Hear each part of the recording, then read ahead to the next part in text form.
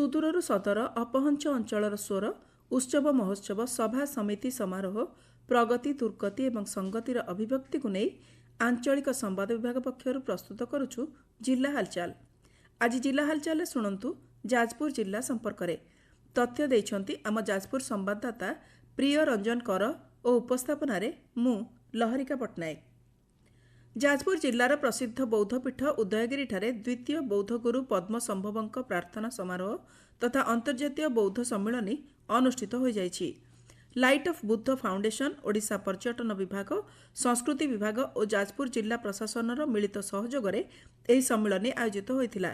ଗତ ଜାନୁଆରୀ 11ରୁ 16 ତାରିଖ ଯାଏଁ ଅନୁଷ୍ଠିତ ହୋଇଥିବା ଏହି ବୌଦ୍ଧ ସମ୍ମିଳନୀରେ ଦେଶର ବିଭିନ୍ନ ବୌଦ୍ଧ ମଠ ତଥା ଦେଶ ବାହାରୁ ପ୍ରାୟ 1700ରୁ ଊର୍ଦ୍ଧ୍ୱ ବୌଦ୍ଧ ଧର୍ମାବଲମ୍ବୀ ଓ ବୌଦ୍ଧ ଗୁରୁ ଯୋଗ ଦେଇଥିଲେ। ଏହି ସମ୍ମିଳନୀରେ ଉଦୟଗିରି ମନ୍ତ୍ରପାଠ ସ୍ଥଳ ଯାଏଁ ବିଭିନ୍ନ ଦେଶରୁ ଆସିଥିବା ଅଂଶଗ୍ରହଣକାରୀଙ୍କର ଏକ ଶାନ୍ତି ଶୋଭାଯାତ୍ରା ଅନୁଷ୍ଠିତ ହୋଇଥିଲା।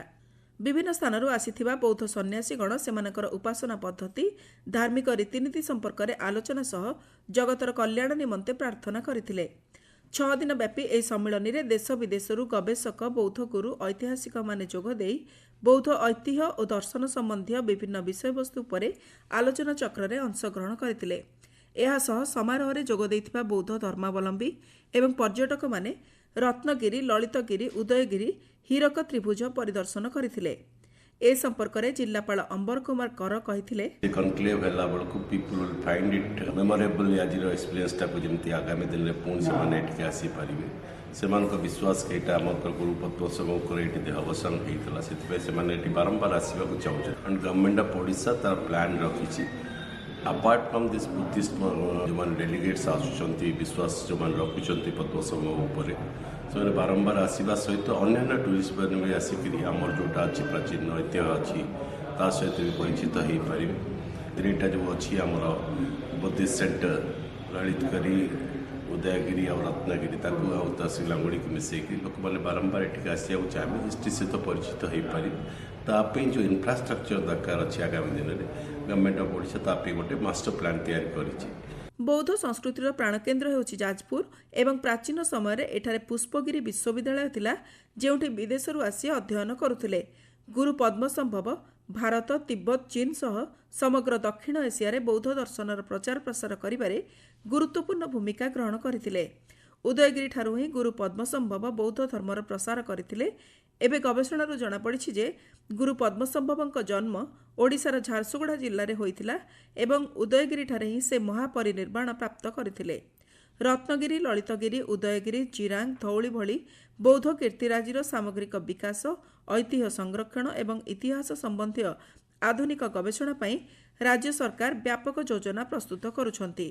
ଓଡ଼ିଶାର ସୁସମୃଦ୍ଧ ବୌଦ୍ଧ ସଂସ୍କୃତିକୁ ଉଜ୍ଜୀବିତ ରଖିବା ପାଇଁ ସରକାର ଲାଇଟ୍ ଅଫ୍ ବୁଦ୍ଧ ଫାଉଣ୍ଡେସନ ସହ ଏକ ବୁଝାମଣାପତ୍ର ସ୍ୱାକ୍ଷର କରିଛନ୍ତି।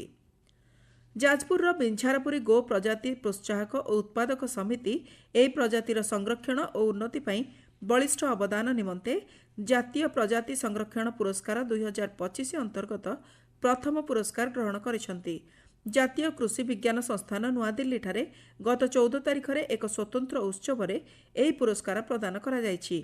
କେନ୍ଦ୍ରୀୟ କୃଷି ଓ ଗ୍ରାମ ଉନ୍ନୟନ ମନ୍ତ୍ରୀ ଶିବରାଜ ସିଂ ଚୌହାନଙ୍କଠାରୁ ସମିତିର ସମ୍ପାଦକ ସୁକାନ୍ତ କୁମାର ବିଶ୍ୱାଳ ଓ ବୈଷୟିକ ପରାମର୍ଶଦାତା ତଥା ରସୁଲପୁର ବ୍ଲକ ପ୍ରାଣୀ ଚିକିତ୍ସା ଅଧିକାରୀ ଡାକ୍ତର ଜ୍ୟୋତିରଞ୍ଜନ ମହାନ୍ତି ଏହି ପୁରସ୍କାର ଗ୍ରହଣ କରିଛନ୍ତି।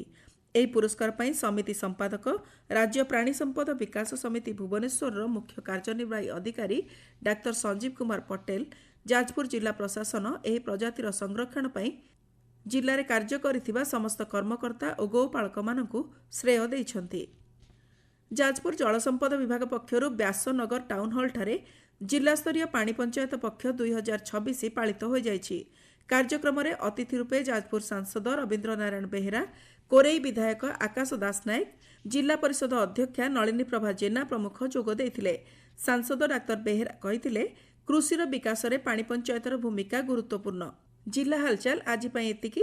ଆସନ୍ତାକାଲି ଜିଲ୍ଲା ହାଲଚାଲରେ ଶୁଣିବେ ଝାରସୁଗୁଡ଼ା ଜିଲ୍ଲା ସମ୍ପର୍କରେ।